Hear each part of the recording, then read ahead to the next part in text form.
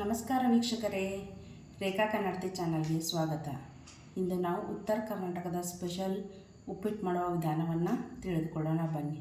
ನಮ್ಮ ಭಾಗದಾಗ ಹೆಚ್ಚು ಬೆಳಗಿನ ಉಪಹಾರ ಉಪ್ಪಿಟ್ಟು ಆಗಿರ್ತೈತಿ. ಅರ್ಜೆಂಟಿಗೆ ಮಾಡಬೇಕಂತಂದ್ರೆ ನಾವು ಉಪ್ಪಿಟ್ಟು ಮಾಡ್ತೀವಿ. ಹೀಗಾಗಿ ಇದೊಂದು ಎಮೋಷನ್ ಆಗಿಬಿಟ್ಟೈತಿ ನಮ್ಮ ಉತ್ತರ ಕರ್ನಾಟಕ ಮಂದಿಗೆ. ಹಾಗೆ ಇದಿಲ್ಲದೆ ಇಲ್ಲಿ ಜನಕ್ಕೆ ಇರೋಕ್ಕೂ ಆಗಲ್ಲ, ಆ ಥರ ಅಡಿಕ್ಟ್ ಆಗಿಬಿಟ್ಟಿದ್ದಾರೆ.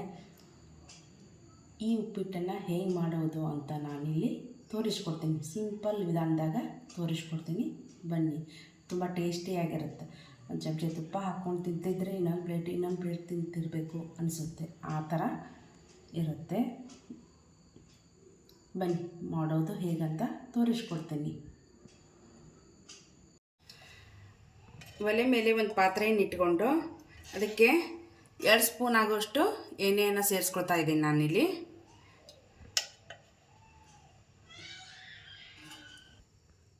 ಎಣ್ಣೆ ಕಾಯ್ತಿದ್ದಾಗೆ ಸ್ವಲ್ಪ ಸಾಸಿವೆಯನ್ನು ಹಾಕ್ಕೊಳ್ಳೋಣ.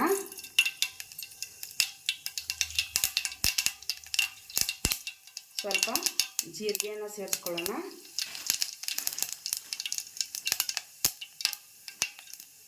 ಸ್ವಲ್ಪ ಉದ್ದಿನಬೇಳೆಯನ್ನು ಸೇರಿಸ್ಕೊಳ್ಳೋಣ.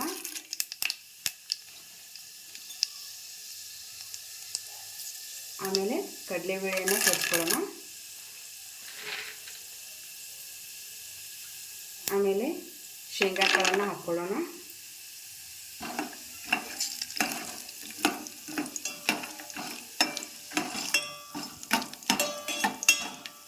ಇವೆಲ್ಲ ಚಿಟಾಪಟ ಅಂತಿದ್ದಾಗೇ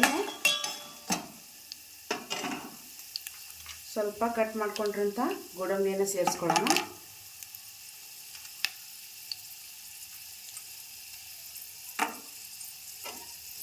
ಇವು ಸ್ವಲ್ಪ ಕೆಂಪಾಗಲಿ.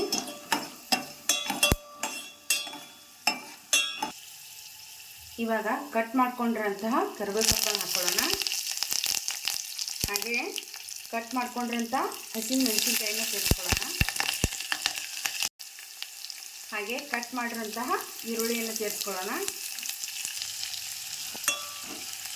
ಇವು ಸ್ವಲ್ಪ ಹೊತ್ತು ಎಣ್ಣೆಯಲ್ಲಿ ಬೇಯಬೇಕು. ಕಲರ್ ಚೇಂಜ್ ಆಗ್ತಿದ್ದಾಗೆ ಟೊಮೆಟೊವನ್ನು ಸೇರಿಸ್ಕೊಳ್ಳೋಣ. ಉಳ್ಳಾಗಡ್ಡಿ ಎಷ್ಟು ಚೆನ್ನಾಗಿ ಬೇಯ್ತಾವೆ ನೋಡ್ರಿ, ಅಷ್ಟು ಉಪ್ಪಿಟ್ಟು ಟೇಸ್ಟಿಯಾಗಿ ಬರ್ತೈತಿ. ಉಳ್ಳಾಗಡ್ಡಿ ಬಿರುಸಿತ್ತಂದ್ರೆ ಉಪ್ಪಿಟ್ಟು ರುಚಿ ಚೆನ್ನಾಗಿ ಬರಲ್ಲ, ಕರ್ ಅಂತಂದ್ರೆ ಟೇಸ್ಟೇ ಹಾಳಾಗ್ಬಿಡ್ತೈತಿ. ಇವಾಗ ಟೊಮೆಟೊನ ಸೇರಿಸ್ಕೊಳ್ಳೋಣ. 1 ಕಪ್ ರವೆದು ಮಾಡ್ತಿದ್ದೀವಿ ನಾವು. 1 ಕಪ್ ರವೆದಕ್ಕೆ 1 ಟೊಮೆಟೊ ಆದರೆ ಸಾಕಾಗುತ್ತೆ. ನೀವು ಜಾಸ್ತಿ ಮಾಡ್ತಿದ್ರೆ ಜಾಸ್ತಿ ಕ್ವಾಂಟಿಟಿಲಿ ಹಾಕ್ಕೊಳ್ರಿ. ನಾವಿಲ್ಲಿ 1 ಕಪ್ಪದಷ್ಟೇ ತೋರಿಸ್ತಿದ್ದೀವಿ.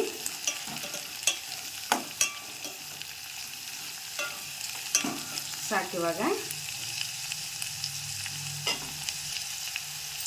ಒಂದು ಚಿಟಿಕೆ ಅರಿಶಿನವನ್ನು ಸೇರಿಸ್ಕೊಳ್ತಾ ಇದ್ದೀನಿ ನಾನಿಲ್ಲಿ.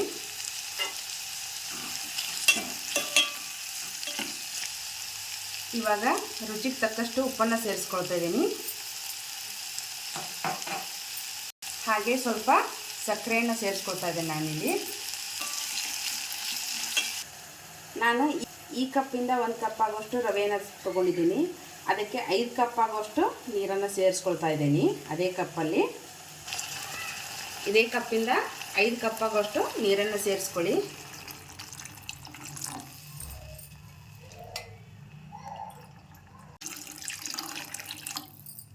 ಮೂರು ಕಪ್ಪು, 4 ಕಪ್ಪು, ಹಾಗೆ 5 ಕಪ್ ಆಗೋಷ್ಟು ನೀರನ್ನು ಸೇರಿಸ್ಕೊಂಡಿದ್ದೀನಿ ನಾನಿಲ್ಲಿ. ಇದು ಕುದಿ ಬರಲಿ, ಅಷ್ಟರಲ್ಲಿ ನಾವು ರವೆ ಹುರ್ಕೊಳ್ಳೋಣ.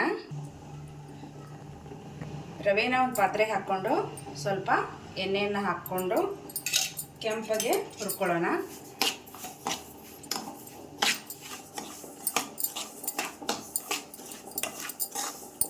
ರವೆ ಎಷ್ಟು ಚೆನ್ನಾಗಿ ಹುರಿತೆ ನೋಡ್ರಿ, ಉಪ್ಪಿಟ್ಟು ಕೂಡ ಅಷ್ಟು ಸ್ಮೂತಾಗಿ ಬರುತ್ತೆ.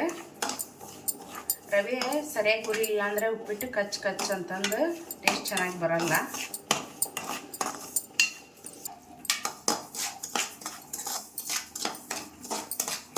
ಇಷ್ಟು ಕೆಂಪಾಗಾದರೆ ಸಾಕು. ಈ ಕಡೆ ನೀರು ಕೂಡ ಹೋದಾಡ್ತಿದೆ.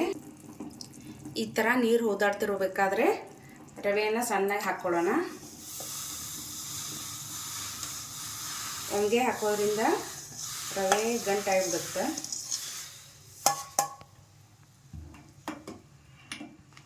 ನೋಡಿ, ಈ ಥರ ಹಾಕೋದ್ರಿಂದ ರವೆ ಕೂಡ ಗಂಟಾಗಲ್ಲ.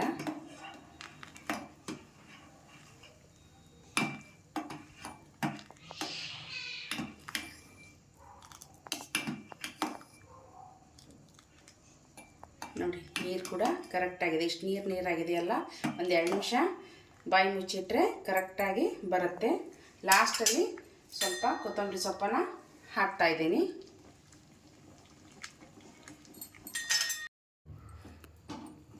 ನೋಡಿ, ಒಂದು 2 ನಿಮಿಷ ಆದ ತಕ್ಷಣ ಯಾವ ಥರ ಬಂದಿದೆ ಅಂತ. ನೀವು ಒಂದು ಸತ ಮನೆಯಲ್ಲಿ ಮಾಡ್ಕೊಳ್ಳಿ, ಹೇಗಾಗಿದೆ ಅಂತ ನನಗೆ ಕಾಮೆಂಟ್ ಬಾಕ್ಸಲ್ಲಿ ತಿಳಿಸಿ. ರೇಖಾ ಕನ್ನಡತಿ ಚಾನಲನ್ನು ಸಬ್ಸ್ಕ್ರೈಬ್ ಮಾಡಿ, ಶೇರ್ ಮಾಡಿ, ಲೈಕ್ ಮಾಡಿ, ಕಮೆಂಟ್ ಮಾಡಿ. ಧನ್ಯವಾದಗಳು.